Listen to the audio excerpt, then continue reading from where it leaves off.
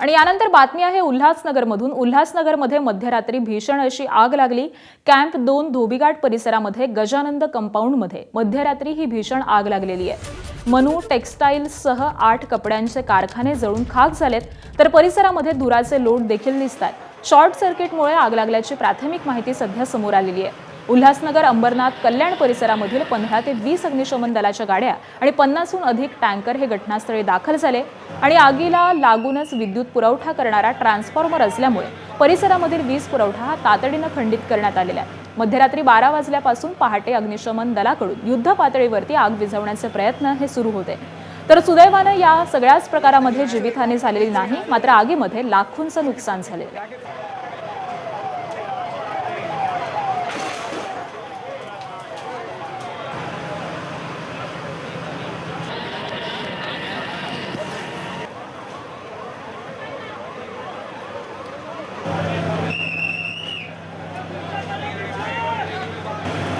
तर उल्हासनगरमधली ही सगळी घटना आहे।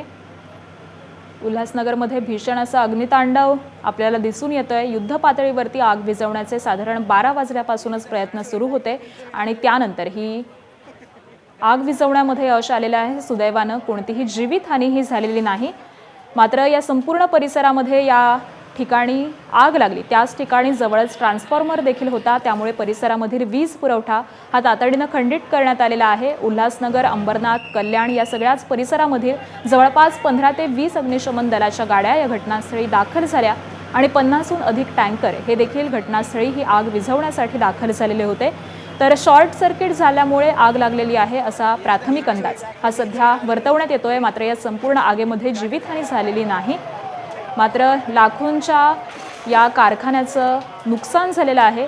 जवळपास 8 कपड्याचे कारखाने या संपूर्ण आगीमध्ये जळून खाक झालेले आहेत।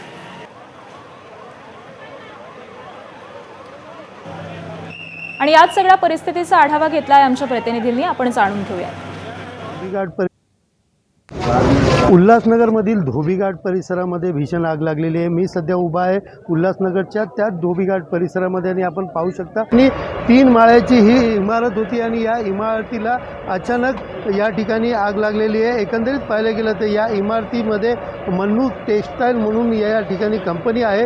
या कंपनीच्या ग्राउंड फ्लोअरला म्हणजे तळमजल्याला ही आग लागली होती व तळमजल्यानंतर आग पहिला माळा, दुसरा माळा, आता 3रा मजल्यापर्यंत पोहोचलेली आहे। सध्या आपण पाहू शकता या पूर्ण परिसरामध्ये धुराचे लोट हे पसरलेले आहेत। सगळे नागरिक जे आहेत ते घराच्या बाहेर या ठिकाणी आलेले आहेत। 15 ते 20 गाड्या ज्या आहेत त्या अग्निशामक दलाच्या उल्हासनगर असेल, अंबरनाथ असेल, कल्याण असेल या ठिकाणच्या गाड्या या ठिकाणी आलेल्या आहेत। तर दुसरीकडे पाहायला गेलं तर अनेक टँकर देखील या ठिकाणी आलेले पाहायला मिळत आहेत। सध्या तरी युद्ध पातळीवरती आग विझवण्याचं काम या ठिकाणी सुरू आहे। मात्र याच ज्या ठिकाणी आग लागली होती त्या आगीच्या बाजूला मोठं ट्रान्सफर असल्यामुळे या ठिकाणी मोठ्या प्रमाणात आग पसरून शॉर्ट सर्किट होण्याची शक्यता या ठिकाणी वर्तवली जात होती। मात्र त्याआधीच आपण पाहिलं तर या ठिकाणी अग्निशामक दलांनी या ठिकाणी पूर्णपणे लाईट जी आहे ती या ठिकाणी बंद केली आहे। सध्या जरी परिसरामध्ये या ठिकाणी लाईट नाही, मात्र सगळेच नागरिक जे आहेत ते या ठिकाणी रस्त्यावरती आलेले आहे आणि